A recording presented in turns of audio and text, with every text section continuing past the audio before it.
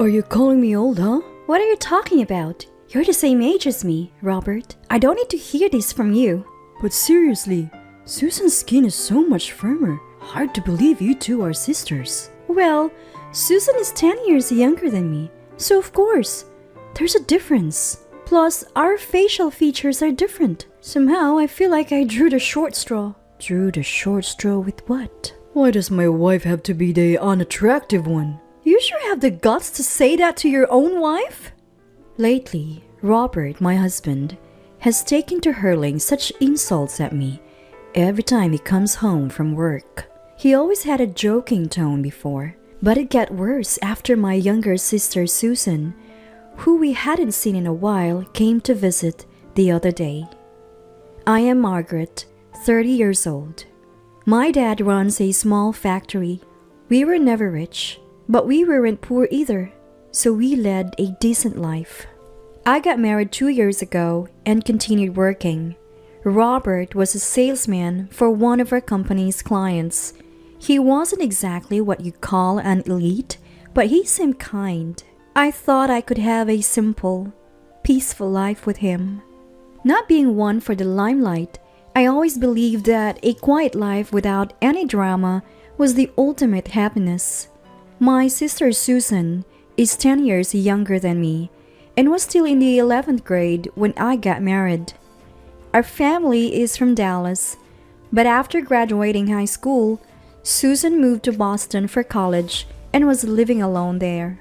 Although Robert and I occasionally visited my parents, 2 years passed without seeing Susan. And then, after a long time, Susan came to visit us. She had grown into a beautiful, sophisticated young woman, perhaps influenced by Boston, and seemed quite flashy. Man, it must be nice to be in a salaried family. Susan didn't like the factory. To her, our dad, who always wore his work clothes and worked from early morning till late at night, seemed poor. She often said she wished she had been born into a regular salaried family.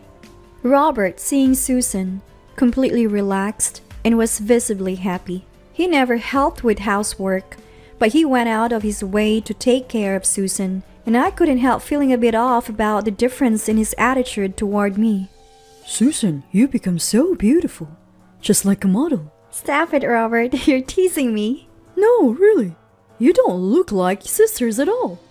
Well, I've always been told I don't look like Margaret since I was a kid. I guess so. They both agreed, getting carried away in the moment. After that day, Robert's verbal abuse towards me got worse. Every single thing was compared to Susan, which made me feel sick. Plus Susan, who never used to come by, started visiting frequently. Each time, Robert would welcome her warmly, piling chores on me to entertain her.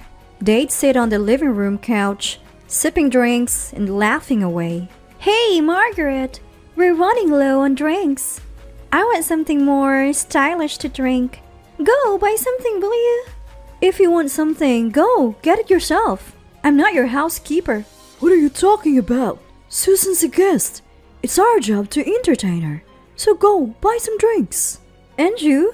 Just delighted to do so? It's pathetic. What did you say? Margaret is just jealous because she's ugly. How about it, Robert? Shall we go shopping together? Oh, should we? Susan, you're so kind. And with that, they left and didn't return for 2 or 3 hours. I wondered what they were up to, but I was too busy cleaning up their mess to think too deeply about it.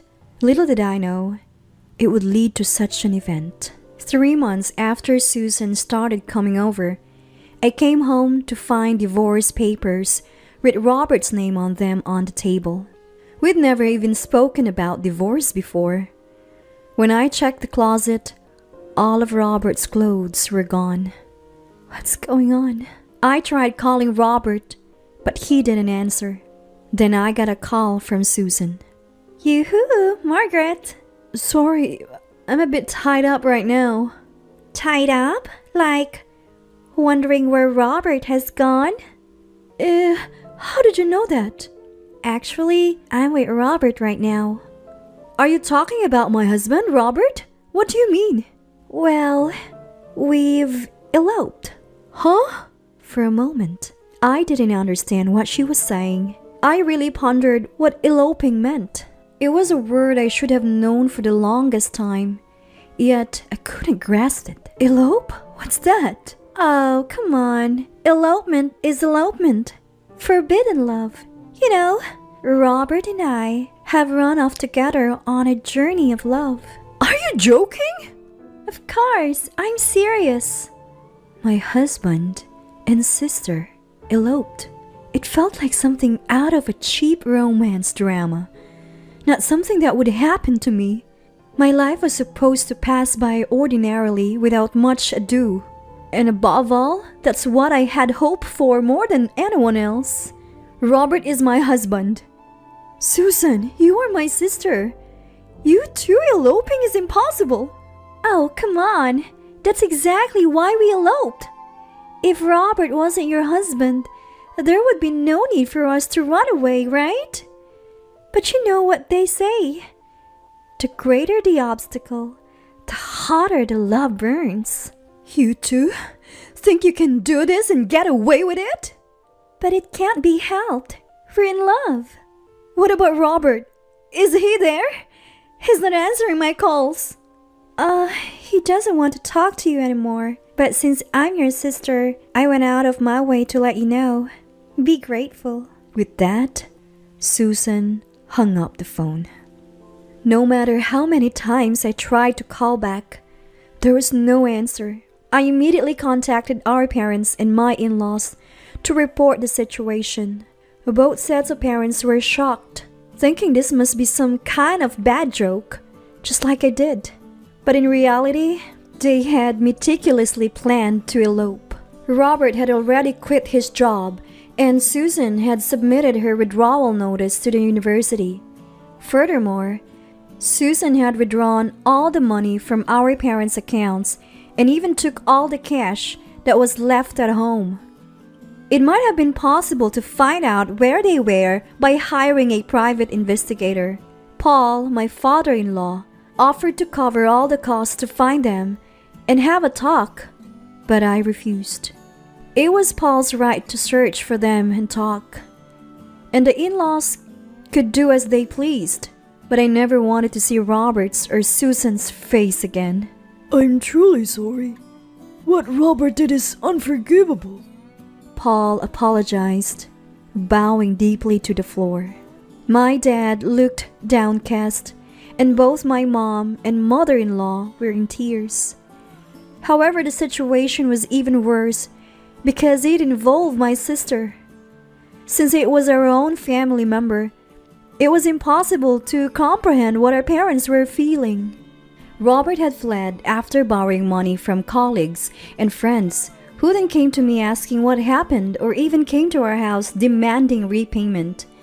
Every time, I had to explain the situation or apologize, and it left me completely exhausted. Pity was evident in the eyes of Robert's friends, making me feel utterly miserable. Seeing their faces, I thought I couldn't possibly share this embarrassing story with my own friends. My own husband and sister having an affair. What a foolish story this turned out to be. I must have been a fool not to realize until it got to this point. Looking back, there were many signs, yet I never doubted them. It never crossed my mind that people could betray you like this. Not your sister with your husband. Not your husband with your sister. Such tales might be common in the world, but you never expect them to happen to you. While I've told my close friends about the divorce, I still haven't been able to share the painful details. Did Robert have an affair? They'd ask. Well, something like that. I'd respond vaguely. It was much later before I could tell my friends the truth. For a while, I didn't feel like doing anything, and I quit my job and shut myself in, my mental state in shambles. I even thought everyone must be laughing at my disgrace. I went back home, but hearing laughter around me made me stay in my room with my ears covered for days. Eventually, both Robert's parents and mine cut ties with the couple and stopped all communication with them. As time passed, it slowly started to heal my heart. It took a year before I could look people in the eye again, but gradually, I grew tired of causing worry and wearing a gloomy face. Despite doing nothing wrong, I couldn't help but feel the weight of others' gazes on me. While I was wasting my time aimlessly, those two were out there, probably living it up. And it finally struck me how silly I was being. I have every right to enjoy my life too. With that realization, I could finally lift my head and walk proudly again. I'm okay now. Really sorry for worrying you. Both my dad and mom seemed relieved by my words. Looking back, they probably had it much harder than I did. Yet, I worried them so much. After that, I started helping out at my dad's factory. Working there, I could forget the unpleasantness and time seemed to fly by. The memories of those two would occasionally cross my mind, but mostly I was able to leave without recalling them. And so, 20 years passed, and I had nearly forgotten all about them. Dad fell ill and passed away 3 years ago. Out of consideration for me, perhaps he never mentioned Susan's name to the end. But he had such a peaceful look on his face when he passed. It looked to me like he was smiling. I believe he was satisfied with his life, and Mom said the same. Margaret, I think Dad had a fulfilling life because of you, she said. I couldn't stop my tears at her words.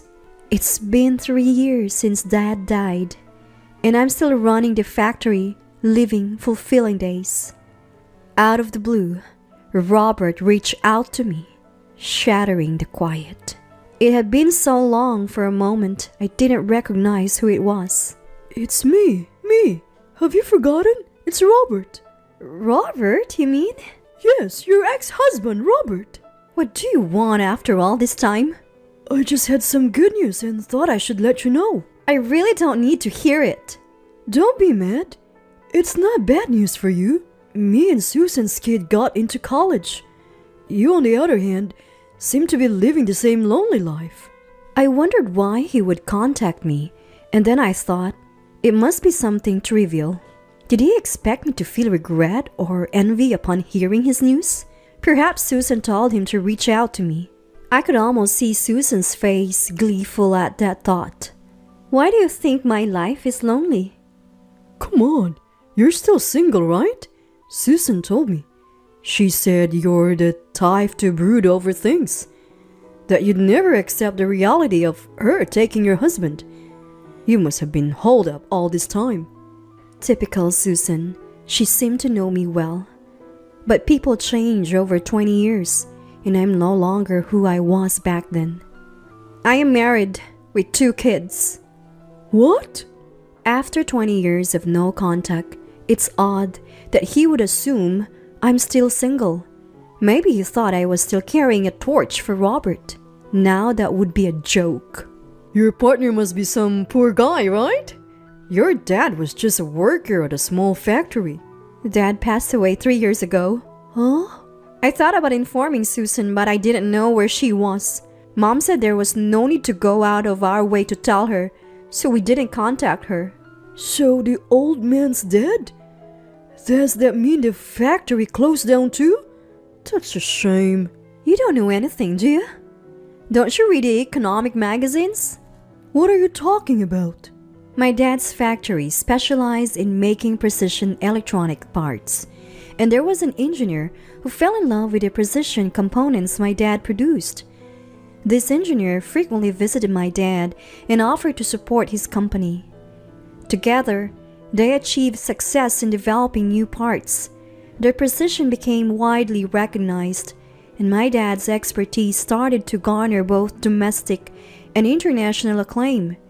Before he knew it, the factory had become famous. It's often featured in economic magazines. I don't know, nor do I care to know what kind of life Robert and Susan are leading, but they seem to be out of the loop when it comes to current affairs.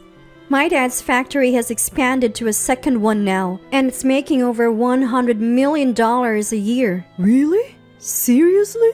We all work hard for it, so we didn't have the time to reminisce about you guys. Your kid got into college? I couldn't care less. Did you think I had a family here to share such joys with? That's... Still the optimist, I see. Robert fell silent at my words. Perhaps he thought time would have forgiven everything. And to come to me with such news, I can't fathom he's in his right mind. I am relieved all over again that I divorced such a man. That's why I have my happiness now. So you just said your father's factory is making $100 million a year? And what of it? Well, Susan's his daughter. She has a right to her inheritance. Hand it over. There's no such thing. You plan to keep it all to yourself, huh? But I won't let you. We have something called forced heirship right here. Even if that were true, Susan's claim could be offset by the money she took with her. Besides, at the time of his death, my dad didn't have any assets. I said it was my dad's factory, but he was nothing more than an employee. What do you mean? The factory almost went under because of the money Susan took. No matter how much we struggled, the debt just grew, and when we were at our wits' end, the man who offered to help bought the factory from Dad. That's how we managed to settle the debts. In truth, my dad, who was originally a technician, had also wanted to focus more on that than on management. The buyer was young and had just started his own business, but he was enthusiastic and honest, and he valued my dad's skills highly. That must have communicated to my dad. So the sale went through. The factory continued to employ all its workers without fail, and Dad could dedicate himself to developing parts which truly made him happy. What a foolish thing to do! What we do is none of your business. There's no need for you to comment on it. So in the end, the factory was just taken over.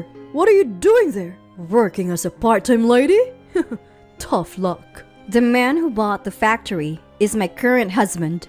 Huh? Yes, I was drawn to the sincere personality of Timothy, the husband who had been coming to see Dad. My parents felt the same way, so when it came to me marrying Timothy, they both cried tears of joy. When we informed Robert's parents about our remarriage, they were genuinely happy for us. That was the last time. I haven't been in contact with them since. I stopped reaching out because I think it's painful for them to be reminded of what Robert did when they see me. Your husband? What about him? Did you deceive a man and steal a factory from your father? Really? You can only come up with such low-quality ideas. I don't even feel like talking about this anymore. Just wait. My son got into college. And not just any college, but a prestigious private university. He'll be your nephew. So what? Well, I mean, give us a celebration gift. The cost for college, all in all, is $30,000. Are you stupid? Why would you think I would pay that money? Because your husband is making a profit. So it wouldn't hurt to give that much for your nephew's celebration, right? Is that why you contacted me? All this talk about property and whatnot? Is it all about the money? When I asked that, Robert's voice seemed to crack. Maybe he was a bit flustered. Seems like I hit the mark. After 20 years to come asking for money from an ex-wife you abandoned, what kind of nerve? Sure, that child is my nephew. But considering what happened, doesn't a 50-year-old man understand he's not in a position to demand anything? I feel deeply ashamed that I was married to such a man. Actually, the company I work for is about to go under, and I'm on the list to be laid off. If things stay this way, I won't be able to pay for my son's college fees. So help me out. He's your beloved nephew, isn't it? I don't know this child you're speaking of, nor do I have any obligation to celebrate. You've done enough to ensure that. Don't you understand?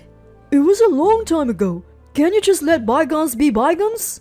With that, Robert started crying over the phone, using tears to persuade me.